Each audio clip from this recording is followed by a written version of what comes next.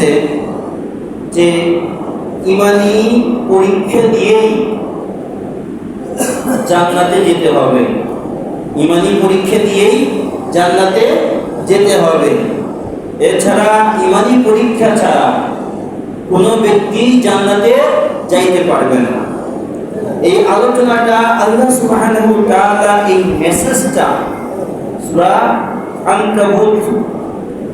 আনকাবুতের 1 নম্বর আয়াত থেকে 7 নম্বর আয়াত পর্যন্ত মেসেজ দিতেছে যে হে আমার ঈমানদার বান্দারা, তোমরা ঈমান আনার পরেই যদি বলো, এই কথা বলো যে আমরা ঈমান এনেছি, এই কথা বললেই আল্লাহ তাআলা তোমাকে জান্নাত দিবে পরীক্ষা না করে, এটা আল্লাহ তাআলা করবেন না।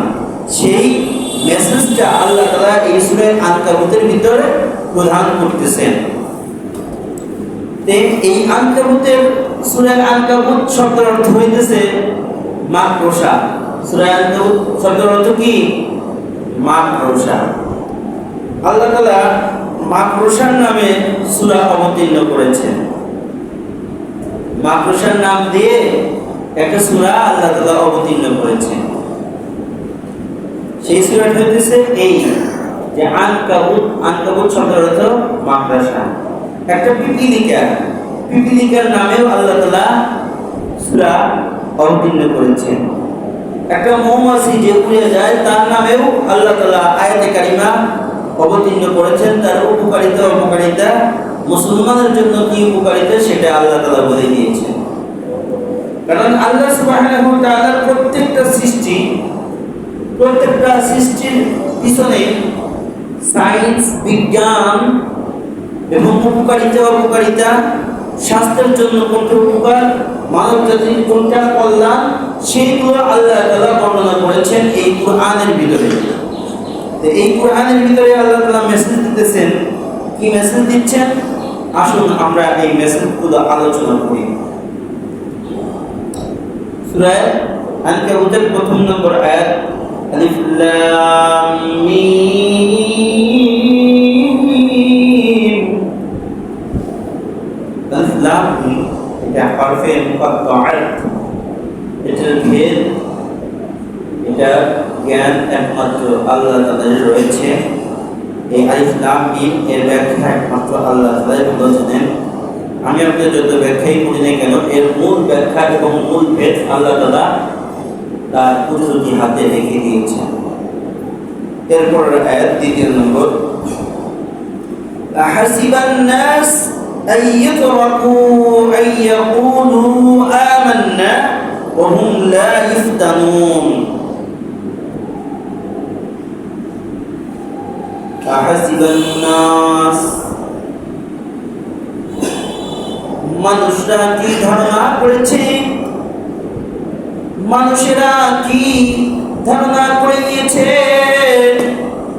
আইয়াতরাকু আল্লাহ তাআলা ছেড়ে দিবেন, আইয়াকুলু আমান্না আমি ঈমান এনেছি, এই কথা বললেই কি আল্লাহ তাআলা তাকে ছেড়ে দিবেন। লা ইফতানুন, আল্লাহ তাআলা কি পরীক্ষা দিবেন না? আল্লাহ তাআলা কি পরীক্ষা ছাড়া এমনি আপনাকে আমাকে ছেড়ে দিবেন আর জান্নাতের মালিকানা আমার আপনার হাত দিয়ে দিবেন? এমনি দিয়ে দিবেন? আপনি আমি ঈমানি পরীক্ষা দিয়ে যখন জান্নাতের মালিকানা পাওয়ার মতো যোগ্যতা হব, তখন আল্লাহ তাআলা আমাকে আপনাকে জান্নাত দিবে। তাছাড়া আল্লাহ তাআলা পরীক্ষা ব্যতীত কাউকে জান্নাত দিবে না। ইন্টারভিউ পরীক্ষা দেওয়ার পরেই তার চাকরিটা হয়। এরপরে চাকরি হওয়ার পরে সে বেতন পায়, স্বাচ্ছন্দ্যে জিন্দেগি যাপন করে। ইন্টারভিউ দিলেন না, আপনার চাকরি যদি হয়।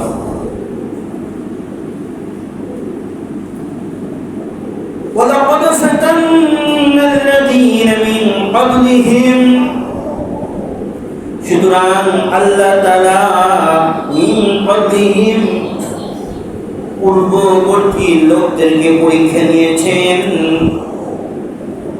ফালা ইয়ালামান্নাল্লাহ, নিশ্চয় আল্লাহ তাআলা জানেন বা জেনে নেবেন, আল্লাযীনা সাদাকু ওয়া লা ইয়ালামান্নাল কাযিবিন, কারা সত্যবাদী এবং কারা মিথ্যাবাদী এই কথা কে জানেন? আল্লাহ তাআলা জানেন, আল্লাহ তাআলা জেনে নেবেন। পূর্ববর্তী গণেরও ঈমানের পরীক্ষা দিয়ে পাস করতে হয়েছে। أم حسب الذين يعلمون السيئات أن يسبقونا ساء ما يحكمون। কি মানুষরা খারাপ এবং মন্দ কাজগুলো করার পরে তারা ধারণা করে নিয়েছে যে তারা সিদ্ধান্ত নিয়েছে যে আল্লাহ তাআলার বিধানের আগে তারা বেড়ে যাবে বা পার পেয়ে যাবে। এটা খারাপ কাজ করার পরেও তারা ধারণা করে নিয়েছে। তাদের সিদ্ধান্ত বড়ই ভুল। কেমন? তাদের সিদ্ধান্ত বড়ই খারাপ। এরপরে আল্লাহ তাআলা বলতেছে, মান কানা ইয়ারজু লিকা আল্লাহ, মান কানা ইয়ারজু লিকা আল্লাহ, যে ব্যক্তি চায় ইয়ারজু লিকা আল্লাহ, দিলের ভিতর তামান্না এবং আশা লালন করে আল্লাহ তাআলার সঙ্গে সাক্ষাতের, ফাইন্না আজরাল্লাহি লাআতিন, নিশ্চয় আল্লাহ তাআলার সেই নির্দিষ্ট দিন আসবে। ওয়া হুয়াস সামিউল আলীম, আর আল্লাহ তাআলা সর্বশ্রোতা। কেমন শ্রোতা? আল্লাহ তাআলা কেমন শুননেওয়ালা? গভীর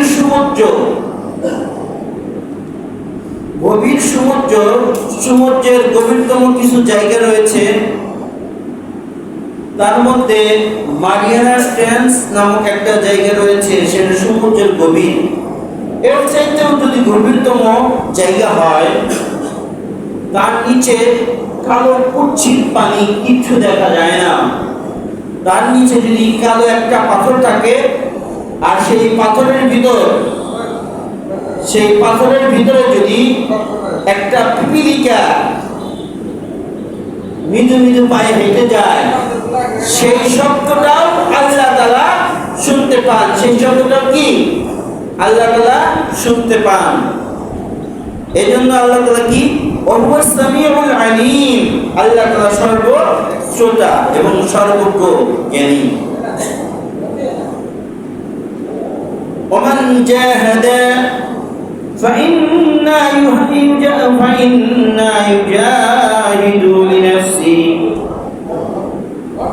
আর যে ব্যক্তি জিহাদ করে, সংগ্রাম করে,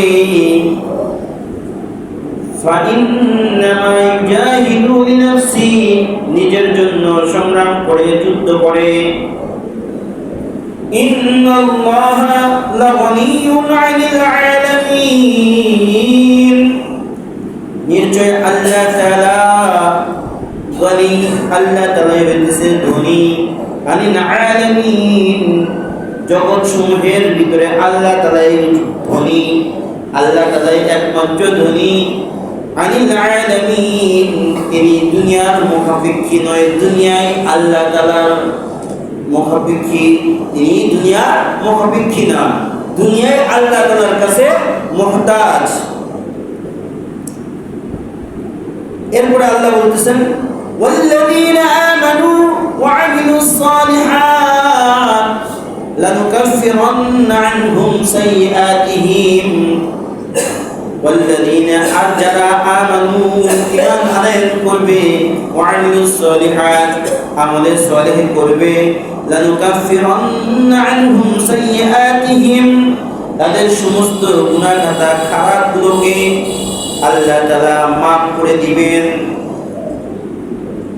ওয়ালানাজিয়ান্নাহুম আহসানাল্লাযীনা কানু ইয়ামালুন আর যারা নেক কার্য সম্পাদন করবে ভালো কাজ করবে আল্লাহ তাআলা তার প্রতিদান দিয়ে দিবেন। এই ছিল তরজমা। এখন আমরা একটু ব্যাখ্যার দিকে চলে যাব। আহাসিবান নাসু আইয়ুতরাকু আইয়াকুলু আমান্না লা ইফতানুন আমাদের সমাজে বা বহির্বিশ্বের ইনসান তথা মানব জাতি মানব গোষ্ঠী ভেবেছে আমরা ঈমান আনয়ন করেছি এই বলেই তারা মুক্তি পাবে বা জান্নাতের মালিকানা নিবে, তাদেরকে পরীক্ষা করবে না। আল্লাহ তাআলা অবশ্যই তাদেরকে পরীক্ষা করবেন। পরীক্ষা ছাড়া আল্লাহর কোনো বান্দা জান্নাতের মালিকানা পাবে না। কেমন ধরনের পরীক্ষা? যেমন পরীক্ষা আল্লাহ তাআলা তার পয়গম্বর ইব্রাহিম আলাইহিস সালাতু ওয়াস সালামকে করেছিলেন। ইব্রাহিম পয়গম্বর উত্তপ্ত আগুনের ভিতর আগুন টকবক টকবক করে জ্বলছে, মালিকের সন্তুষ্টির জন্য মালিকের দিনের জন্য টকবক করে ওরকম জ্বলন্ত অগ্নিকাণ্ডের ভিতরে ইব্রাহিম পয়গম্বর নিক্ষিপ্ত হইতে দ্বিধা করে নাই। এই পরীক্ষা দিতে ইব্রাহিম পয়গম্বর কার্পণ্যতা বোধ করেন নাই। এরকম পরীক্ষা দিয়ে ইব্রাহিম পয়গম্বর আল্লাহ তাআলার কাছে মনোনীত হয়েছেন। এরকম পরীক্ষা হযরত নূহ পয়গম্বর করেছেন। নূহ পয়গম্বর ৯৫০ বছর দ্বীনের দাওয়াত দিয়েছেন, দাওয়াতে ইলাহীর দাওয়াত দিয়েছেন। ৯৫০ বছর দাওয়াত দেওয়ার পরেও তার কওম, তার জাতি, তার ছেলে পর্যন্ত ঈমান আনয়ন করে নাই, বরং কষ্ট ক্লাসে জীবন যাপন করেছে নূহ পয়গম্বর। আল্লাহ তাআলা নূহ পয়গম্বরকে এইভাবে পরীক্ষা করেছেন। এরপরে হযরত ঈসা আলাইহিস সালাতু ওয়াস সালামকে পরীক্ষা করেছেন, হযরত উযাইর আলাইহিস সালাতু ওয়াস সালামকে পরীক্ষা করেছেন। কোন পয়গম্বর পরীক্ষা দেওয়াকালীন নিজের জিন্দেগি বরবাদ করেছেন, দুনিয়া থেকে প্রাণ বিনাশ হয়ে চলে গেছে, প্রাণ উজাড় করে চলে গেছে। হযরত জাকারিয়া আলাইহিস সালাম তার করার দ্বারা মাথাচেরা হয়েছে। এরকম পরীক্ষা দেওয়ার পরেই তাহলে জান্নাতের একটা সুসংবাদ দিয়েছেন। আর আপনি আমি আহাসিবান নাস আইয়ুতরাকু আইয়াকুলু আমান্না, যে আমরা ঈমান এনেছি, আমরা মুসলমান, এই কথা বলে পার পেয়ে যাবেন না। লা ইফতানুন, আল্লাহ তাআলা আপনাদের পরীক্ষা নেবে না। পরীক্ষা ছাড়াই আপনারা পার পেয়ে জান্নাতে চলে যাবেন এটা ভাবছেন? এটা ভাইবা যদি কেউ থাকেন তাহলে সে বোকার স্বর্গে বসবাস করছে। বোকার স্বর্গ থেকে নেমে আসুন। কষ্ট ক্লাস রক্তক্ষয়ী যুদ্ধ বিগ্রহের মাধ্যম দিয়ে এই ইসলাম জিন্দা হয়েছে, ইমানি পরীক্ষা দিয়ে সকলেই ওরকম জান্নাতের মালিকানা নিয়েছে। আজ তো আমরা ভুলে গিয়েছি, দুধের স্বরের উপর ইসলামকে আমরা ভাসাইতেছি। ওরকম জাজি, ওরকম গদি, আরাম আয়েশ, এটার উপরে আমরা ইসলামকে পেয়েছি। আসলে ইসলাম এত সহজ না, জান্নাত পাওয়া অত সহজ না। আল্লাহর পয়গম্বরের একজন সাহাবী সাদ সালামি সে কেমন পরীক্ষার সম্মুখীন হয়েছেন দেখেন, একটু লক্ষ্য করুন। আল্লাহর পয়গম্বরের হাতে ইসলাম গ্রহণ করেছেন সাদ সালামি নামক একজন কুৎসিত কালো একটা সাহাবী, কালো এবং এরপরে আবার বসন্ত কিছু দাগ চেহারার ভিতর হয়ে বৃত্ত আকার ধারণ করেছে, সেগুলো আরো কুৎসিত, আরো কালো দেখা যেতেছে। পাতিলের কালি যদি লেপন করা হয় যেমন কুৎসিত দেখা যায়, তার চেয়েও কুৎসিত কালো। তো আল্লাহর পয়গম্বরের সাহাবী সাদ সালামি আল্লাহর পয়গম্বরের দরবারে গিয়ে বলতেছেন যে আমি গত মজলিসে আপনার এইখান থেকেই ইসলাম গ্রহণ করেছি, তো আমার একটা কাজ বাকি রয়ে গেছে। সব কাজ পরিপূর্ণ হয়েছে, একটা কাজ বাকি রয়ে গেছে, সেটা হচ্ছে বিবাহ বন্ধনে আবদ্ধ হওয়া। সেই কাজটা আমার বাকি হয়ে গেছে। তো আল্লাহর পয়গম্বর বলেন, বিবাহ বন্ধনে আবদ্ধ হয়ে এটা তোমার বাকি রয়েছে। এদিকে সেই সাহাবী নাই বলতে কিছুই নাই, একদম গরিব, দরিদ্র সীমার নিম্নবর্তীতে তার বসবাস। এরপরে তার জন্য কিছু টাকার ব্যবস্থা আল্লাহর পয়গম্বর এবং পয়গম্বরের জামাতা আলী রাদিয়াল্লাহু তাআলা আনহু এবং আরো কয়েকজন সাহাবী মিলে তার এরকম ব্যবস্থা করে বিয়ের জন্য প্রস্তাব দেওয়া হয়। তৎকালীন সময়ের বিশ্ব সুন্দরী হুরে মদিনা ওরকম এক সাহাবীর বাড়িতে পাঠানো হয়। যখন গিয়ে প্রস্তাব দেয়, সেই সাহাবী সেই প্রস্তাবকে প্রত্যাখ্যান করে, তথা তার মনের ভিতর খুব প্যাঁচ ছিল। সেই সাহাবী প্রত্যাখ্যান করে, কিন্তু সাহাবীর নিয়ে ঘরের ভিতর থেকে যখন শুনছে যে আল্লাহ রাসূল সাল্লাল্লাহু আলাইহি ওয়াসাল্লাম প্রস্তাব দিয়ে পাঠিয়েছেন, তখন তার মেয়ে ঘরের ভিতর থেকে আওয়াজ দিয়েছে যে আল্লাহ রাসূল যেহেতু পাঠিয়েছে, এই বিয়েতে আমি রাজি, আমি প্রস্তুত রয়েছি, যেহেতু আল্লাহ রাসূল পাঠিয়েছে। তো আলী রাদিয়াল্লাহু তাআলা 4 দিরহাম এবং অন্যান্য সাহাবী কিছু দিরহাম তাকে দেয়। সেই দিরহামগুলো, সেই টাকাগুলো নিয়ে বিয়ের কেনাকাটা করার জন্য সে বাজারে যায়। বাজারে যাইতেই তার কর্ণশিখায় জিহাদের দামামার শব্দ বাজতেছে, এটা চলে আসে। জিহাদের দামামা শুনতে দেরি, তার বিয়ের যে প্রোগ্রাম, সেই প্রোগ্রামটি ক্যান্সেল করে, মানে বিয়ের কেনাকাটা বাদ দিয়ে যুদ্ধের সরঞ্জাম, যুদ্ধের ঢাল, তরবারি এগুলো কিনে সে যুদ্ধে নেমে গিয়েছে। কেমন পরীক্ষা দিয়েছেন? ওইরকম বিশ্ব সুন্দরের সঙ্গে বিয়ার কেনাকাটা করার জন্য যাইতেছে, যখনই যুদ্ধের ঘোষণা আসছে, সেই কেনাকাটা বাদ দিয়ে যুদ্ধের সরঞ্জাম কিনে নিয়ে যুদ্ধের ময়দানে যুদ্ধ করার জন্য উপস্থিত হয়েছেন। এক পর্যায়ে যুদ্ধ করতে করতে অনেক সাহাবী সেই যুদ্ধে ইন্তেকাল করেন। ইন্তেকাল করার পর আল্লাহ রাসূল সেই যুদ্ধে গিয়ে তার সাহাবীদেরকে খুঁজতে খুঁজতে দেখেন একটা কুৎসিত কালো হাত বের হয়ে আছে। দেখতেছেন যে ওটা তার সেই সাহাবী, যে সাদ সালামি, যে বলছিল যে আমার সবগুলো কাজ পরিপূর্ণ হয়েছে, ইসলামের সকল কাজ পরিপূর্ণ করেছি, একটা কাজ বিবাহ বাকি ছিল, সেই কাজ পরিপূর্ণ করতে পারি নাই।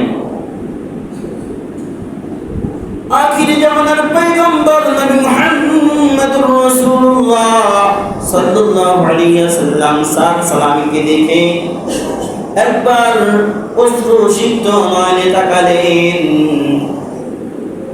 আরেকবার আল্লাহর পয়গম্বর মুচকি হেসে মুখ ফিরিয়ে নিলেন।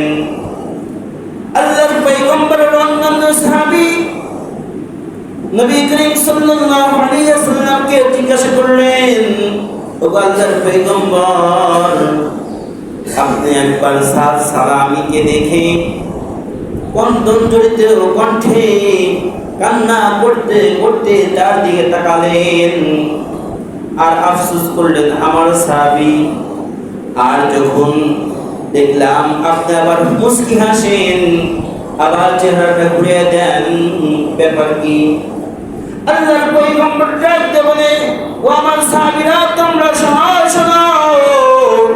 আমি যখন আমার সাদ সালামীর দিকে তাকাইলাম, ক্রন্দন জড়িত অশ্রু ভেজা চোখে দেখলাম, কিছুক্ষণ পরে দেখতেছি যে আমার সাদ সালামীকে নেওয়ার জন্য ভোর গেলেমার এবং ফেরেশতারা লাইন ধরেছে।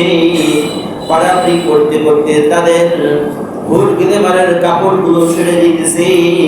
তখন আমি মুচকি হেসে একটু শরম করে চেহারাটা ঘুরে ফেলছি। তারা ইমানি পরীক্ষা দিয়েছে, আর আমরা তো বিয়ে তো দুরস্থান, বিয়ের আগেই আলকাপটা, নেল পালিশ, ঠোঁট পালিশ, কত ধরনের আইলানা, মাস্কারা ইত্যাদি মেখে রাস্তায় বের হয়। আমরা দেখে হাই হুতাশ পাগলের মতো হয়ে যায়। আসমান জমিন মাথার উপর আছে কিনা এটা ভুলে যায়। ও হিন্দু কি মুসলমান এটাও জানার চেষ্টা করি না। তাতেই আপনি বলেন যে আমি ঈমান এনেছি, এই কথা বলেই আল্লাহর দরবারে পার পেয়ে যাবেন আর আল্লাহ তাআলা আপনাকে জান্নাত দিবে না। লা ইফতানুন, আল্লাহ তাআলা পরীক্ষা ছাড়া কাউকে জান্নাত দিবেন না। এজন্য আমরা যে ভালো কাজ করব, যে আঙ্গুরের ক্ষেত আবাদ করবে, কেউ যদি আঙ্গুরের ক্ষেত আবাদ করে তাহলে সে ওইখান থেকে আঙ্গুর পাবে।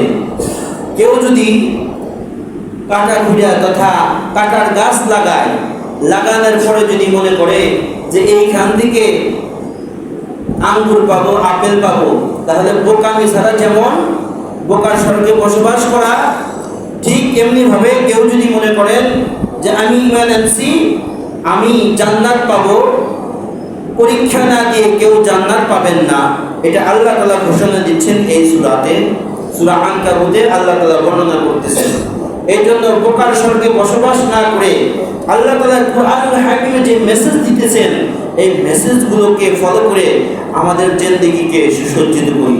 আল্লাহ সুবহানাহু ওয়া তাআলা আমাকে আপনাকে সকলকে ঈমানদার পরহেজগার হয়ে জান্নাত কামাই করে পৃথিবী থেকে বিদায় নেওয়ার তৌফিক ইনায়াত ফরমান, আমিন।